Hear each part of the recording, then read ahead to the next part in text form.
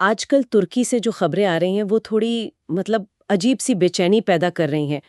सुनने में आ रहा है कि वहां आसमान में फाइटर जेट्स की गश्त अचानक से बढ़ गई है। और जो पुराने शायद सालों से नजरअंदाज पड़े रडार और एयर डिफेंस सिस्टम है, उन्हें बड़ी तेजी से ठीक करके तैनात किया जा रहा है। तो सवाल ये उठता है कि तुर्की जैसा देश जो खुद को एक रीजनल पावर समझता है, वहां अचानक ऐसी हड़बड़ी क्यों मची है? आज हमारी गहन चर्चा का विषय यही है। हमारे पास जो जानकारी है, कुछ रिपोर्ट्स, एनालिसिस, नोट्स, वो एक कह सकते हैं चिंताजनक तस्वीर दिखा रहे हैं। इनके मुताबिक तुर्की को इजराइल के हमले का एक गहरा डर सता रहा है। और ये डर शायद इसलिए भी बढ़ गया है क्योंकि इजराइल ने, आपको याद होगा, हाल ही में कतर में हमास से जुड़े लोगों पर कार्रवाई की थी। और अब कुछ रिपोर्ट्स कह रही हैं कि हमास का जो सबसे बड़ा विदेशी ठिकाना है, वो अड्डा अब तुर्की बन गया है।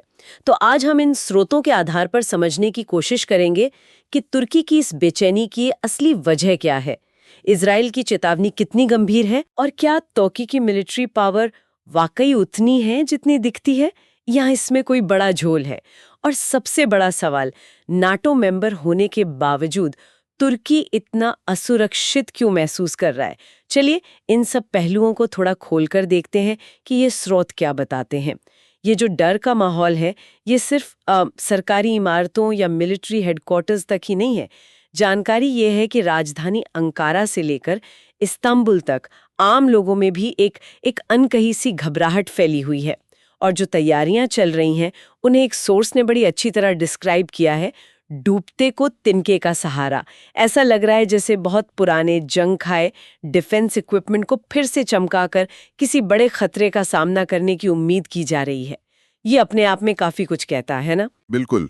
और ये तिनके का सहारा वाली बात सिर्फ उपकरणों की हालत पर ही नहीं है, ये शायद तुर्की की जो स्ट्रैटेजिक मजबूरी है उसको भी दिखाता है। और दिलचस्प बात यह है कि डर सिर्फ किसी ट्रेडिशनल हवाई हमले का नहीं है, इसकी जड़ें हाल की घटनाओं में हैं। जैसा आपने कहा, इजराइल का कतर में जाकर हमास नेताओं को टारगेट करना, वो एक गेम चेंजर था। आप सोचिए, कतर जिसे अमेरिका, सऊदी अरब, यहाँ तक कि ईरान, मतलब अलग अलग पोल से सिक्योरिटी एश्योरेंस मिली हुई थी, वहां इजराइल ने एक्शन ले लिया। हाँ, ये तो बड़ी बात थी। जी, तो अब तुर्की, जिसे कई रिपोर्ट्स हमास का सबसे बड़ा करंट बेस बता रही हैं, उसे लग रहा है कि भाई अगला नंबर हमारा हो सकता है। ये सिर्फ एक पॉसिबिलिटी नहीं है, बल्कि एक ठोस डर है जो तुर्की के पॉलिसी मेकर्स को परेशान कर रहा होगा, ऐसा इन सोर्सेस से लग रहा है। मतलब कतर वाली घटना एक तरह से एक नजीर बन गई है जिसने तुर्की की चिंता को और बढ़ा दिया।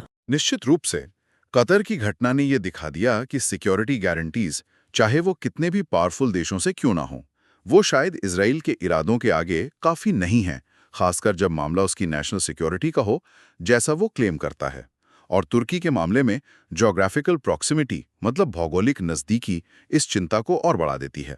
कतर तो फिर भी दूर था, तुर्की तो बिल्कुल इजराइल के पड़ोस में है। और इस बढ़ती चिंता में घी डालने का काम किया है इजरायली प्रधानमंत्री नेतन्याहू के हालिया बयानों ने।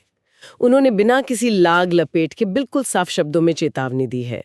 जानकारी के मुताबिक उनका कहना है कि इजराइल दुनिया के हर उस कोने में हमास के लड़ाकों का पीछा करेगा जहां भी उन्हें पनाह मिलती है। और उन्होंने इस बात पर जोर दिया कि ये कोई खोखली धमकी नहीं, बल्कि आने वाले वक्त की हकीकत है, और इजराइल इसके लिए कोई भी कीमत चुकाने को तैयार है।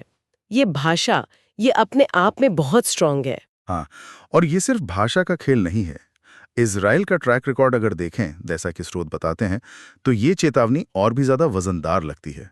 पिछले कुछ समय में इजराइल ने 6 अलग-अलग जगहों पर ऐसी कार्रवाइयां की हैं।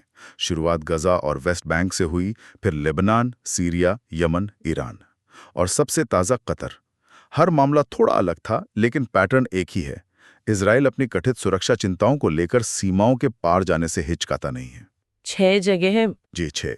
और कतर का मामला बार बार इसलिए इंपॉर्टेंट हो जाता है क्योंकि वो जियोग्राफिकली बहुत चैलेंजिंग था। इजराइल ने पूरा अरब पेनिनसुला क्रॉस करके दोहा में ऑपरेशन किया। इससे यह मैसेज गया कि दूरी शायद अब कोई बड़ी रुकावट नहीं है। अब अगर आप मैप देखें तो तुर्की तो इजराइल से कहीं ज्यादा करीब है।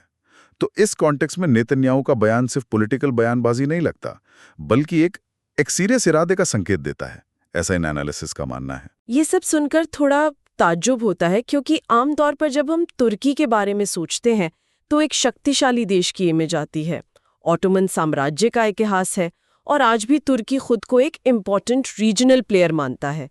लेकिन जो स्रोत हमारे पास हैं वो मिलिट्री कैपेबिलिटी के मामले में एक बिल्कुल अलग और थोड़ी चौंकाने वाली तस्वीर पेश कर रहे हैं। यहाँ आकर मामला और भी इंटरेस्टिंग हो जाता है। बिल्कुल, और यही इस पूरी सिचुएशन का सबसे दिलचस्प पहलू है शायद।